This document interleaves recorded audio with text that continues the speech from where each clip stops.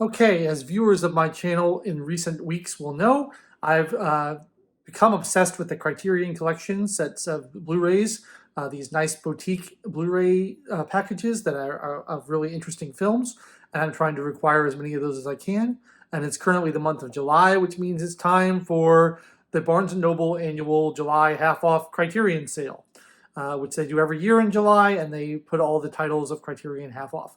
I don't personally buy from Barnes Noble because a lady was mean to me there once, and I hold a grudge.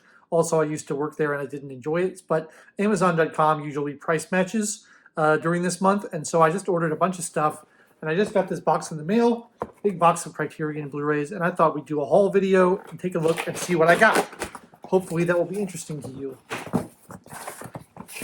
Okay, what do we have here?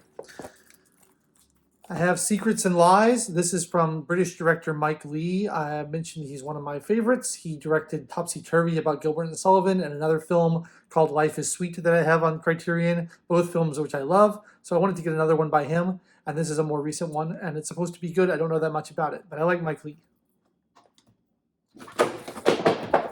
Crash. This is a box set of the Kotsi Trilogy by Godfrey Reggio with music by Philip Glass. Philip Glass, one of my favorite composers.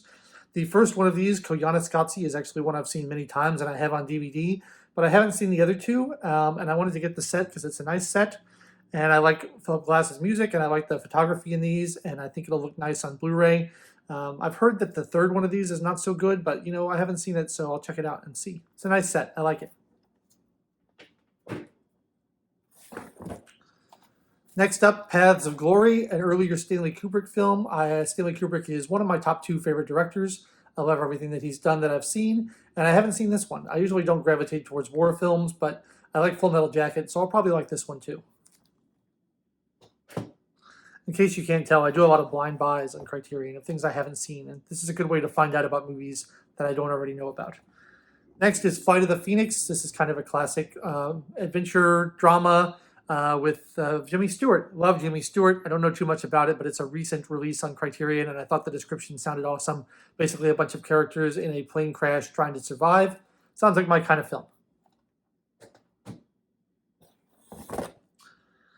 Next up, Chimes at Midnight. This is an Orson Welles film, highly regarded. It's basically based on the character of Falstaff from Shakespeare. Again, I haven't seen it, but I love Orson Welles. I don't really like Shakespeare that much, so I'm curious to see if I'm going to enjoy this, but I think everything Orson Welles has done is fascinating, at least, if not great, but it's also just interesting.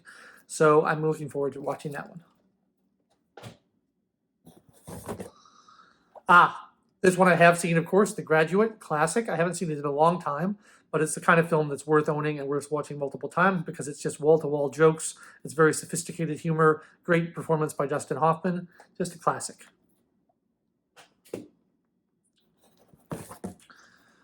Charade, described as the best Alfred Hitchcock movie not directed by Alfred Hitchcock, Audrey Hepburn, Cary Grant. I've seen this a long time ago. I don't remember much about it, but I like these kind of films and I like these actors, so I think I'll enjoy that one. Fast Times at Ridgemont High. Believe it or not, I've never seen this film. It's one that I've always just somehow missed, and I've heard good things about it. It's sort of a classic of the period, about the trials and tribulations of high schoolers. And I like high school movies. I love The Breakfast Club. It's one of my favorites, so I think I'll enjoy that one. Stagecoach by John Ford, starring John Wayne. I'm just trying to get into Westerns. I've never been a fan of Westerns except for the Italian ones. And so the last purchase I did, I got Red River by Howard Hawks, which I really liked. Also has John Wayne in it. And so Stagecoach is regarded as one of the best early American Westerns. This kind of broke John Wayne into as a major star. So I'm looking forward to watching that.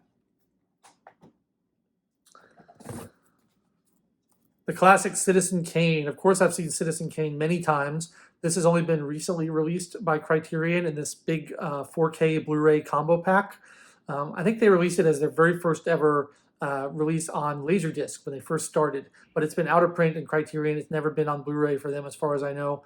So this is a recent release, and it was very expensive, but it's now half off. So I bought it when it was half off, and I'm looking forward to that. I've seen it a ton of times, but it's still one of the greatest movies ever made. It really holds up, and I love it. Japanese horror film called House. I don't know very much about this. It's supposed to be pretty psychedelic and weird. I love horror films. I don't really like Japanese films that much from the ones I've seen, but it looks interesting, and I like experimental, weird, scary movies, so I think it'll be good.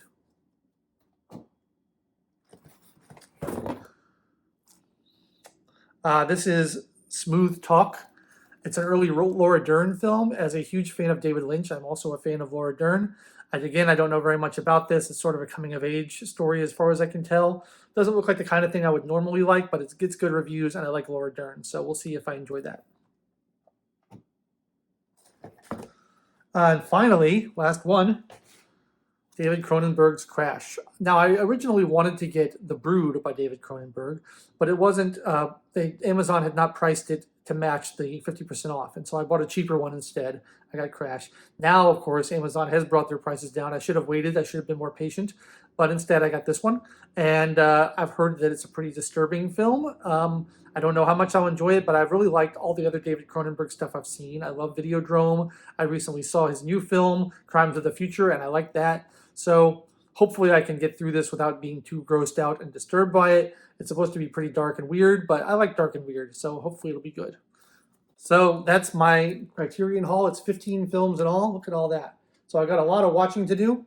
I'm excited. Let me know in the comments down below if you have taken advantage of the July Criterion half-off sale at Barnes Noble or at Amazon. Let me know which titles you picked up. Let me know which titles you think I should pick up in the future. Let me know what you thought of the titles I picked up. Did I make a mistake? Did I get the right things? I'd love to know what your thoughts are about that. Until next time, I've been your host, Logan Albright. Take it easy.